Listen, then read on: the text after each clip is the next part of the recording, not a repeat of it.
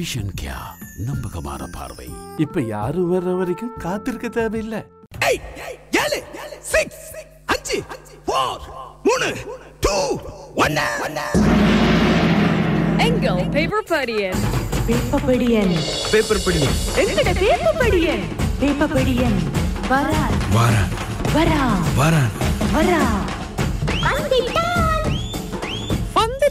வந்துட்டேன். Good morning, இனிய காலை வணக்கம். தமிழ் பேசும் மக்கள் எல்லோருக்கும் அண்ணா உங்களுக்கும் குட் மார்னிங். வணக்கம். எப்படி இருக்கிறீங்க? நல்ல சமயம் இருக்கும். என்ன திரும்ப வாகன செய்தி ஒன்று நேற்று உலாவுது. திரும்ப உலாவ ஆரம்பிச்சிட்டுதா? வாகன இறக்குமதி தடை நீக்கம் குறித்து ஆகஸ்டில் இறுதி முடிவு எடுப்பாங்களாமே. இது ராஜாங்க அமைச்சர் தான் சபையில தெரிவிச்சிருக்கிறார். அந்த முடிவு என்ன முடிவா இருக்கும்னு தெரியாது. அதானே தளர்த்துவாங்களா என்ன மாதிரி தெரியல. தடை நீக்கம் செய்வாங்களாண்டு ஏற்கனவே திட்டமிட்டதன் அடிப்படையில் 4 கட்டங்களாக, அதாவது சிறிய ரக வாகனம், அந்த அத்தியாவசிய தேவைக்குரிய வாகனங்கள், பொது போக்குவரத்து வாகனங்கள், இந்த மாதிரி அந்த பிறகு கடைசியாக தான் சொகுசு வாகனங்கள், இந்த மாதிரி ஒரு திட்டத்தை போட்டார்கள். அதன்படியா இல்லையா என்பது சம்பந்தமாக அவர்கள் ஆகஸ்ட் மாதத்தில் சொல்வார்கள். சரி, வீரகேசரி பற்றி எடுத்து படிப்போம். பிரதான தலைப்புச் செய்தியாக வெட்பெரி அதிகரிப்புக்கு மக்கள் இணங்குவார்களா? சம்பள அதிகரிப்பு தொடர்பில் நிதி ராஜாங்க அமைச்சர் கேள்வி கேட்ட செய்தி இன்றைக்கு பிரதான தலைப்புச்சியா வந்து கிடக்கு. ஏனென்றால் அன்றைக்கு ஜனாதிபதியிடம் விளக்கம் வழங்கப்பட்டது. திரும்ப சம்பள அதிகரிப்பு எல்லாம் மேற்கொள்றதுண்டா வரி அதிகரிப்பு மேற்கொள்ளப்பட்டாக வேண்டும் என்ற ஒன்று சுட்டி காட்டப்படுது ஜனாதிபதியிடம். ஜனாதிபதி விளக்கம் கேட்டார். ஏனென்றா சம்பளம் அதிகரிக்கப்பட வேண்டும் என்று நிறைய பேர் கோரிக்கைகளை முன்வைக்கிறாங்க, என்ன செய்யலாம் என்று கேட்டதுக்கு அவருக்கு இப்படி ஒரு விளக்கம் வழங்கப்பட்டது. அது சம்பந்தமான செய்தி தான் இப்ப வந்திருக்கு. சரி, இந்த நேற்றைய தினம் தெரியும் தானே உங்களுக்கு, இந்த பணி புறக்கணிப்பால நிறைய பேர் கஷ்டப்பட்டிருந்தாங்க. வெளிநாட்டு சுற்றுலா பயணிகள் உட்பட மக்கள் பெரும் சிரமத்துக்குள்ளாகி இருந்தாங்க.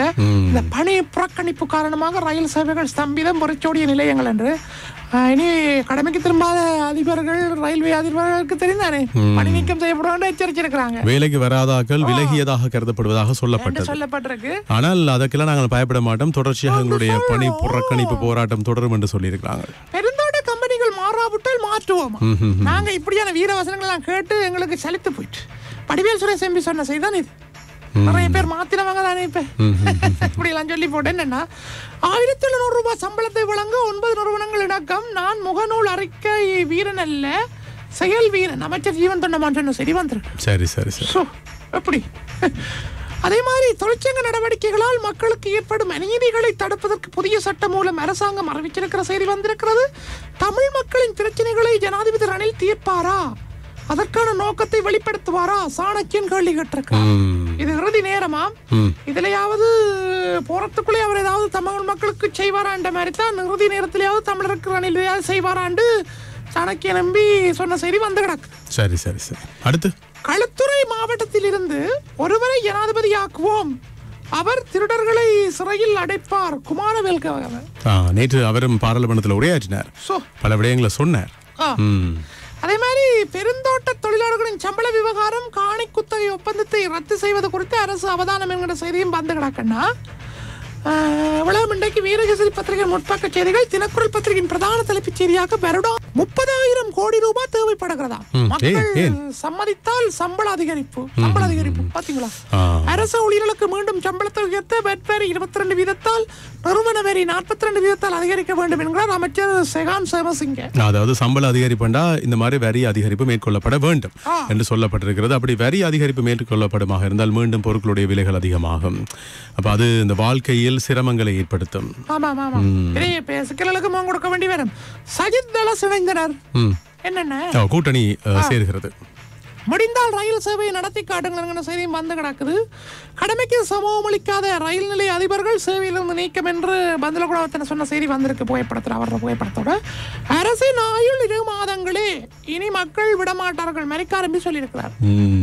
2 மாதங்கள் தான் இருக்கும் அரசாங்கத்தின் ஆயுள் காலம். இறுதி நேரத்திலேயாவது தமிழருக்கு ரணில் எதையாவது செய்வாரா? அவருக்கு மட்டுமே இன்று முடியுமாம். சாணக்கிய நம்பி சொன்ன செய்தி வந்திருக்கிறது.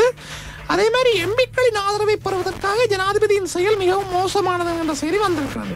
என்ன அப்படி?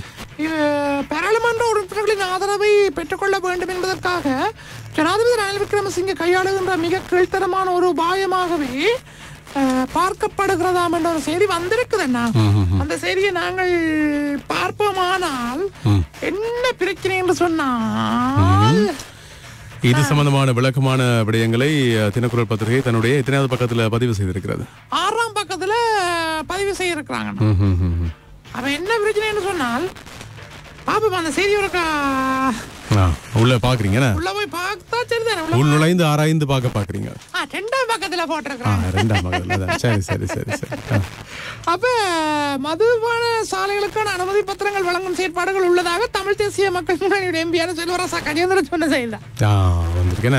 இதே மாதிரி விஷயத்தை நேற்று தயாஸ்ரீ ஜெயசேகரன் சுட்டிக்காட்டினார் பாராளுமன்றத்தில். ஆனால் எம்பிக்களை ஆதரவா பெறுவதற்காக மதுபான சாலைகள் இதை கொடுக்க லைசன்ஸ். ஆனால் அது உண்மை என்றால் நீங்கள் இங்கே அங்க போய் முறையிடலாம், இதை நான் ஒரு ஆலோசனையாக வழங்குகிறேன் என்று பந்துல குணவர்தன் அமைச்சர் சொன்னார். அப்படி ஒன்றும் நடக்கல. அப்படி நடந்தா நீங்க நினைக்கிறீங்களா, உங்கள்ட்ட ஆதாரங்கள் இருந்துச்சுன்னா நீங்கள் போய் முறையிடுங்கள் என்று சொல்லியிருந்தார். அப்ப கொடுக்கலையா? சரி, ஈழ தமிழர்களுடைய சர்வசேன வாக்கெடுப்பு 50க்கு மேல் புலம்பெயர் அமைப்புகள் ஆதரவு என்கிற செய்தி வந்திருக்குன்னா தமிழ் தேசிய கூட்டமைப்பின் பாராளுமன்ற குழு தலைவர் தெரிவு இழுவப்படும் நிலையில பாராளுமன்ற குழு தலைவர் அந்த செல்வ சொல்லி முடிவில்லை. இவங்களுக்குள்ள ஒரு சட்டு முட்டு முடிவுகளுக்கு வர மாட்டாங்க. தீர ஆராய்ந்து மற்றது புறம் இல்லாடி வாக்கெடுப்பு தேர்தல் இப்படின்னு போக தெரிவு செய்யறதுக்கு எல்லாம் ஒற்றுமையின்மை காரணம் தானே. அமைச்சர் மனசுடனான சந்திப்பில் 1100 ரூபாய் வழங்குவதற்கு 9 நிறுவனங்கள் இணக்கமாமண்ணா. 1100 ரூபாய் வழங்காத கம்பெனிகள் குத்தகை உடன்பாடு ரத்து அரசாங்கம் தீர்மானித்த சரி வந்திருக்கிறது. மனைவியும் மதுவும் ஒரு அமைச்சரின் ஆலோசனை. இது சரி ஒரு சுவாரஸ்யமா வந்திருக்கா. இப்ப மனைவி மேல பிரிஞ்ச கணவர் மேல என்ன செய்வாங்க, கவலைகளை போக மது அருந்துவாங்களாம். ஆனா உண்மையில அது வெல்ல தீர்வேன மதுபானங்களின் விலைகளை குறைத்து மது அருந்துபவர்களை மகிழ்விக்க வேண்டும் என கைத்தொழில் ராஜாங்க அமைச்சர் சாமர சம்பத் வேண்டுகோள் விடுத்திருக்கிறார். சாமர சம்பத் நாயகர் இல்ல பொதுவாக அவர் கொஞ்சம் அப்படியான விஷயங்களை கதைக்கக்கூடியவர் தான். நேற்று அதை கதைச்சிருக்காரு, அதான் செய்தியா வந்திருக்கு. சரி சரி சரி என்ன, அப்ப நாளைக்கு சந்திப்போம். நன்றி. போட்டு வர நல்ல நல்ல பாட்டுகளை போடுங்க. நாளைக்கு வெள்ளிக்கிழமை அதுக்குள்ளே வேறுங்கண்ணா, வாரத்துடைய ஒரு நாள் வேறு நீங்க அடிக்கடி சொல்ற மாதிரி அதுதானே. சரி, பாய், டாடா. பேப்பர் படியம் போலாம்.